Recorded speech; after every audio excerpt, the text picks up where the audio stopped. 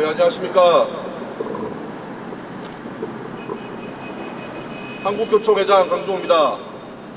먼저 기자회견문 발표에 앞서서 얼마 전 휴대전화 사용을 제지하는 교사를 폭행하는 사건과 오늘 아침 충북 청주의 고교에서 학생의 흉기난동 사건에 대해서 심각한 우려를 표합니다. 갈수록 교육활동이 침해되고 교사와 학생의 안전장치가 보장되지 못하는 현실에서 오늘 대선 공약에도 발표를 하겠지만은 교권 강화가 반드시 이루어져야 됩니다.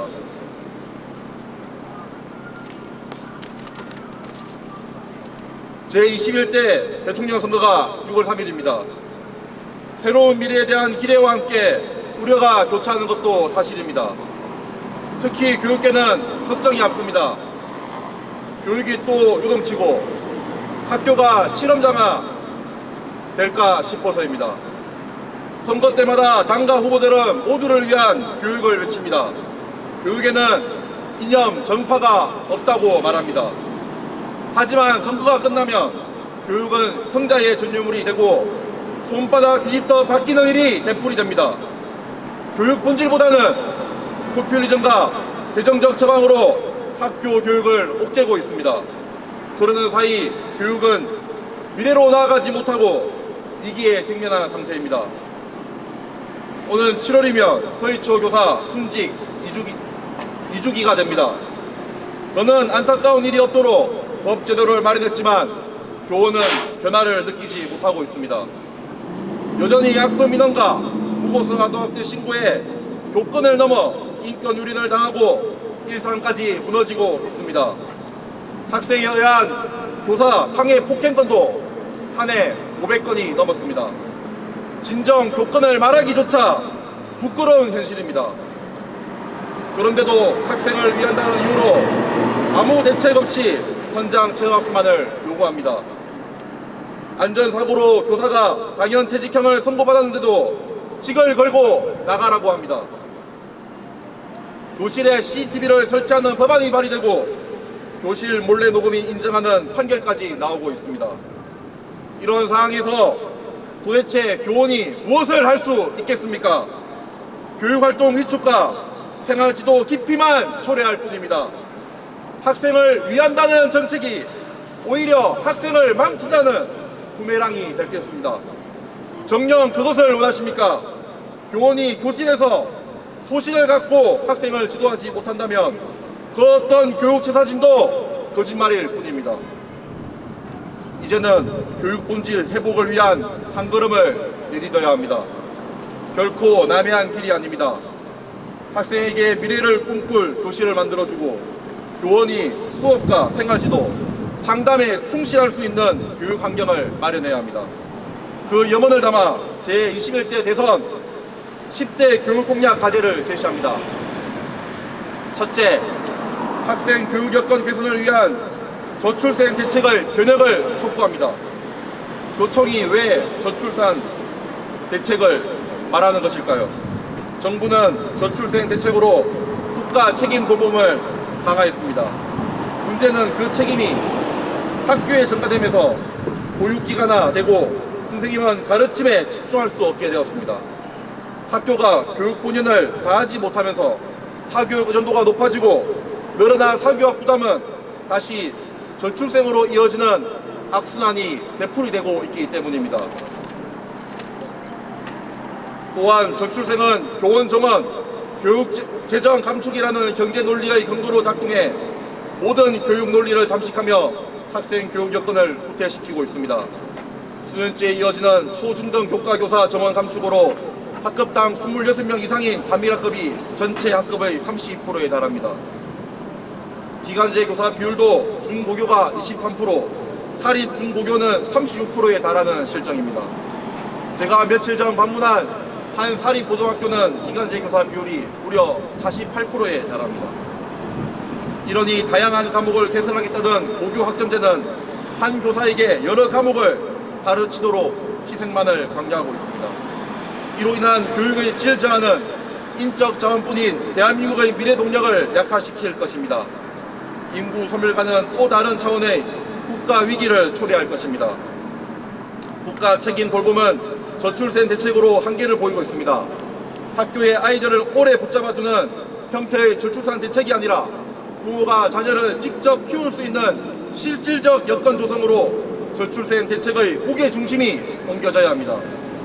소득이 보전되는 육아휴직 보장, 직장 내 보육시설 설치 확대와 이를 위한 정부 기업 1:1 매칭, 펀드 지원 및 세제 혜택 부여, 출산 장려 기업에 대한 보조금 지원 등 특단의 대책을 제안합니다.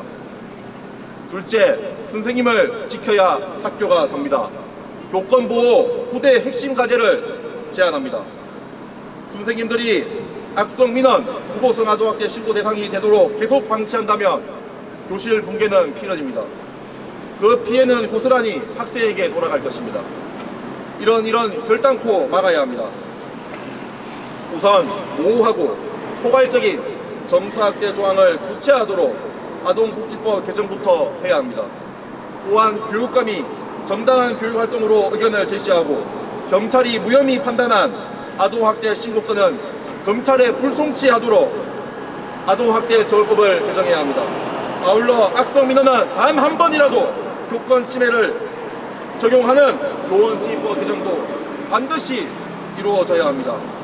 이밖에 학생 안전, 교사 보호를 담보하는 현장 체험학습 개선, 학교 폭력을 교육활동 중 사안으로 조정하는 학교폭력예방법 개정, 학교 정담 경찰관 백지 확대, 학생 교원의 마음 건강 증진 지원제도 정착 등을 요구합니다.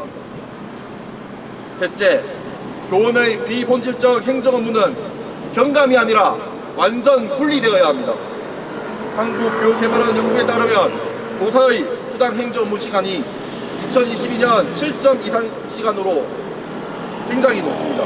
5일 중 하루는 수업이 아닌 행정 업무를 하는 격입니다. 실제로 교사들은 각종 인력 채용, 물품 구매부터 우유급식, 몰래카메라 탐지 등까지 떠맡고 있습니다. 자신이 교육자인지 행정가인지 자괴감을 토로할 정도입니다. 이제는 교원 행정 업무 경감이 아니라 완전 분리되어야 합니다. 교육청의 학교 지원 전담 기구를 법제화하고 인력 예산을 하충함으로써 교원의 비본질적 행정 업무를 대폭 전담해야 합니다. 아울러 지자체, 경찰청, 주민자치센터 등으로 이관할 업무를 계속 발굴하여 실질적으로 이관해야 합니다. 넷째, 교사도 국민입니다. 정치 기본권 보장을 요구합니다. 지금까지 교육이 정치에 휘둘린 것은 역설적이게도 교원의 정치 기본권이 없었기 때문입니다. 교원이 교육 입법과 정책의 주체로 나서지 못하고 단순 이행자로 취급됐기 때문입니다. OECD 국가 중 교원의 정치 기본권을 전면 금지한 나라는 우리나라가 유일합니다. 유초 중등 교원도 교수처럼 교육감 선거 등 공직선거에 사직 없이 출마할 수 있도록 해야 합니다. 또한 교육활동과 무관한 사적 인력에서 정치적 의사표현을 허용하고 정치 후원금 기부 제한을 폐지해야 합니다. 다섯째, 교원보수위원회 설치법에 나서주십시오. 최근 3년간 물가 대비 보수 이상률은 마이너스 7.2%입니다. 민간 대비 보수 수준도 2020년 90%에서 지난해 83%까지 떨어졌습니다. 교원지법에 명시된 교원보수 특별 우대 조항은 사문화된 지경입니다. 이 때문에 지난해 청년 교사들의 교직 이탈 수는 역대 최고치를 기록했습니다. 예전에는 젊은 교사가 학교를 그만두려 하면 모두가 만류하는 분위기였지만 지금은 축하해 준다고 합니다. 이것이 정상적인 일입니까? 현재 교원 수는 전체 공무원의 절반입니다. 그런데도 교원 등 공무원 보수 정책을 논의하는 공무원 보수위원회에는 교원 참여가 배제되어 있습니다. 이런 반쪽짜리 위원회다 보니 교직 수당은 25년째 동결입니다. 교직 특성을 반영한 보수 처우 논의에 교원이 참여하도록 교원 보수위원회를 설치해야 합니다. 여섯째, 학급당 학생 수 20명 상한제 법제화를 요구합니다. 교실 수업 여건의 핵심 지표는 학급당 학생 수입니다. 미래 교육이 학생 개인별 맞춤 교육을 시행한다면 더욱 그렇습니다. 하지만 2024년 학급당 21명 이상 학급은 전체의 72%에 달하고 26명 이상의 가밀 학급도 전체의 32%에 달합니다. 이런 교실에서 AI 디지털 교과서를 활용한 맞춤 교육이 가능하겠습니까? 학생의 적성과 진로에 따른 고교학점제의 취지가 되겠습니까? 가능컨대 불가능합니다. 학급당 학생 수 20명 상한제를 법제화하고 정부 교원을 확충해야 합니다.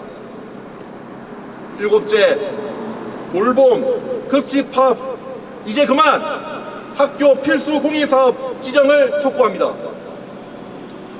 최근 대전에서 또 급식 파업이 발생해 대체 급식이 제공되는 일이 벌어졌습니다.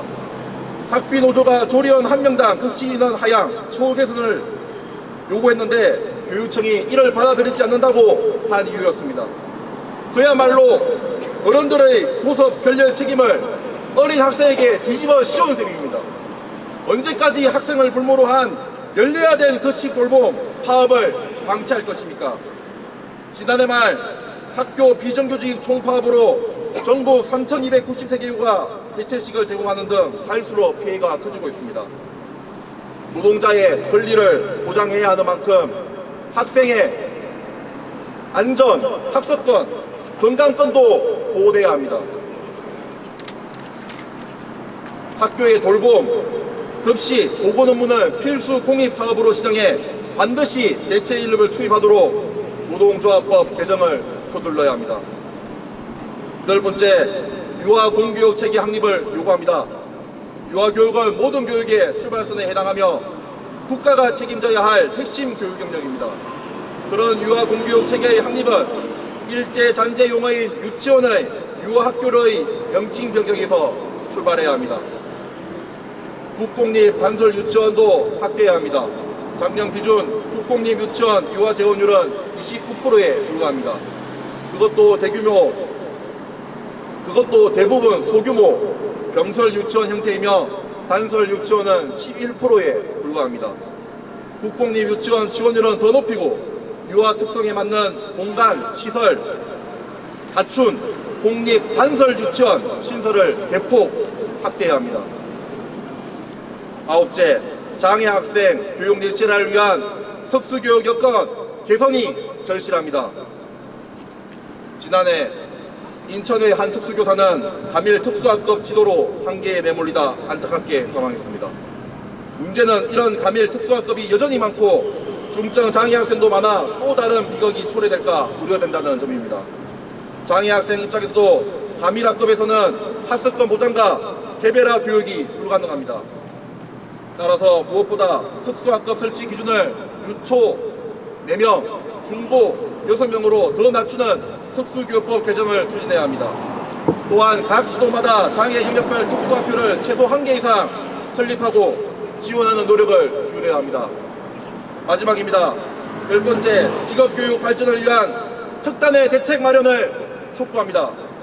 일관성 있고 지속적인 직업교육 육성을 위한 직업교육진흥특별법 제정에 나서야 합니다.